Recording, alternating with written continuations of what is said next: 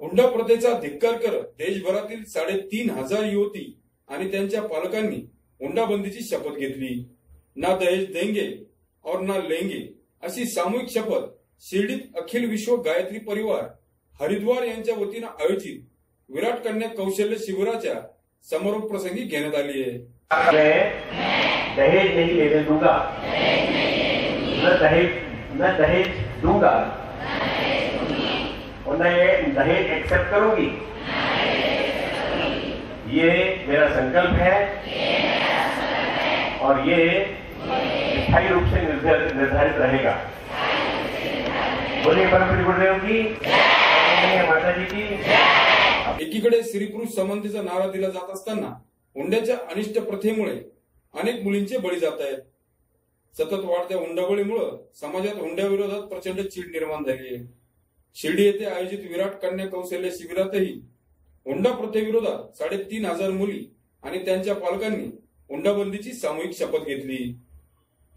7 दिवस सुरू असलेल्या या शिबिरात मुलींना निडर, स्वावलंबी तसेच स्त्री अत्याचार रोखणे, योग साधना, कौटुंबिक संस्कार आदींचे धडे देण्यात आले।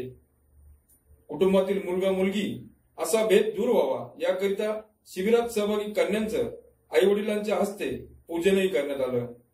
दहेज न लेंगे न लेने देंगे, तो जो दहेज के लिए जबरदस्ती दबाव डालते हैं उन पेरेंट्स के ऊपर भी दबाव आएगा।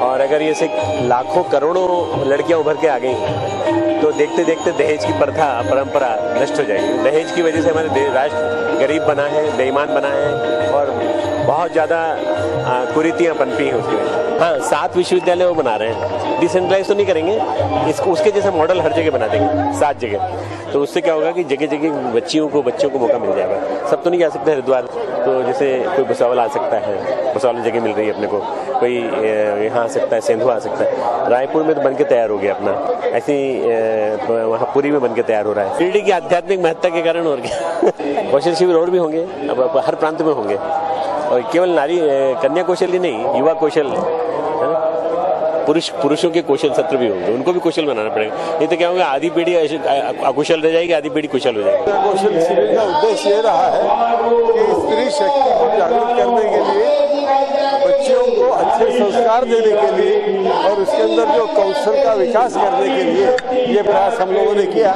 ये गायत्री परिवार की विशेषता है कि आने वाली पीढ़ी के लिए हमको उनके संस्कार जागरूक करने हैं और इसीलिए उनका जो कौशल्य है उस कौशल का विकास करने के कई रास्ते हैं। इन रास्तों को बच्चों के सामने उजागर किया गया।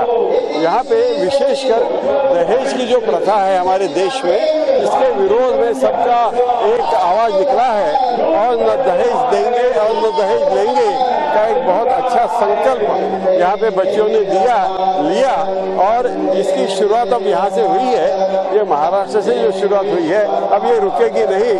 हम चाहते कि इस तरह के कन्या कौशल शिविर पूरे भारत में हर प्रांत में होंगे, हर जिले में होंगे और यहाँ पे एक अवेयरनेस पैदा करना चाहते हैं, जिससे कि इन लोगों को पता चला कि इनकी क्षमता बहुत बड़ी है और इस क्षमता को अगर जागरूक करेंगे तो नारी शक्ति वस्तुतः बहुत बड़ी है और इससे चमत्कार हो सकते हैं। तो यही अपेक्षा रखते हैं और नारियों को जागरूक करने के लिए, बच्चों के स्तर पे छोटे उम्र में संस्कार जागरूक करने के लिए ये प्रयास हम लोग कर रहे हैं। गायत्री परिवाराच्या वतीने पहिल्यांदाच अशा शिबिराचं आयोजन केलं गेलंय। देशभरात ही शिबिरे आयोजित केली जाणार असून हुंडाबंदी विरोधातील चळवळ उभी केली जाणार आहे।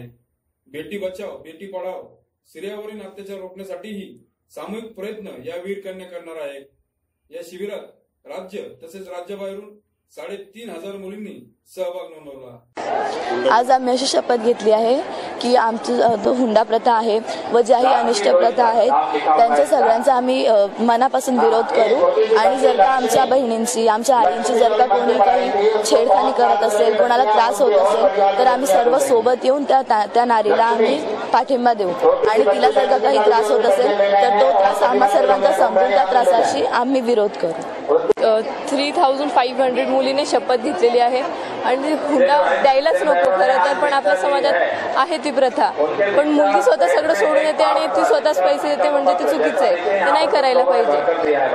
परमपूज्य गुरुजींनीच असं सांगितलेलं आहे की नारी शक्ती जगाची शक्ती आहे आणि आपण तिला पैसे देतो म्हणजे तिचा मोल लावतो आपण, ते चुकीचं आहे. हो बसू शकेल ना, कारण एवढ्या साऱ्या मुली प्रेरित होतात. ह्या पूर्ण महाराष्ट्रातल्या मुली, प्रत्येक जिल्ह्यात एक तरी मुलगी जाईल तर प्रत्येकाला सांगेल ना ती, तर त्याच्याने प्रत्येक जिल्ह्यात एक मुलगी तरी असते तरी नारी शक्ती म्हणजे नारी शक्तीच असते. प्रतिनिधी गणेश भालेराव, माय न्यूज, शिर्डी.